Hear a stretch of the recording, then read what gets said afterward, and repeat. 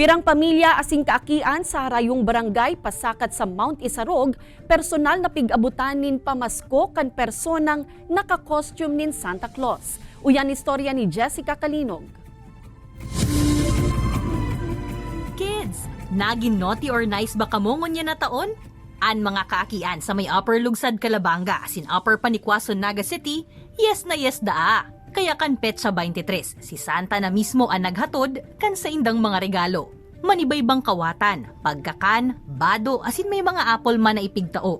Santa hike kan apod sa aktibidad na ini kung sa inpuon taong 2000, tuyong bulan ng Desyembre, nagsasakat ang grupo sa manibaybang porsyon kan Mount Isarog, nganing maghatod nin regalo sa mga kaakian asin iba pang mga residente.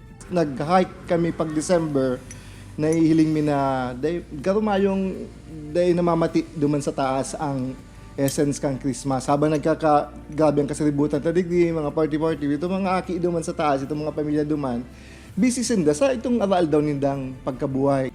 12 joiners asin 5 kagrupo ni Jojo ang kaibanan sa ginibong Santa hike ngunya na taon. Nasa sanggatos na mga kaakian asin pamilya ang naabot kan sa indang daradarang regalo. May mga natada paman hali sa mga grupo asin individual na nagpaabot nin donasyon. Ipapanauman ninda iningunya na semana sa suway naman na barangay. Instrument lang kami, kumbaga naging bridge lang kami o naging tulay na maitaw po sa indang mga blessings, ma-share sa indang mga blessings duman sa mga aki sa Mount Isarog. Haros bihira man subuot na maabot nin tabang o nin iba pang mga programa kan gobyerno ang mga hararayo ng barangay sa laog kan Mount Isarog. Kaya naglalaom sinda Jojo na sa siring na paagi. Makukuhaan atensyon kan gobyerno na may mga lugar papalan sa indang nasasakupan na kaipuhan pa nin tabang.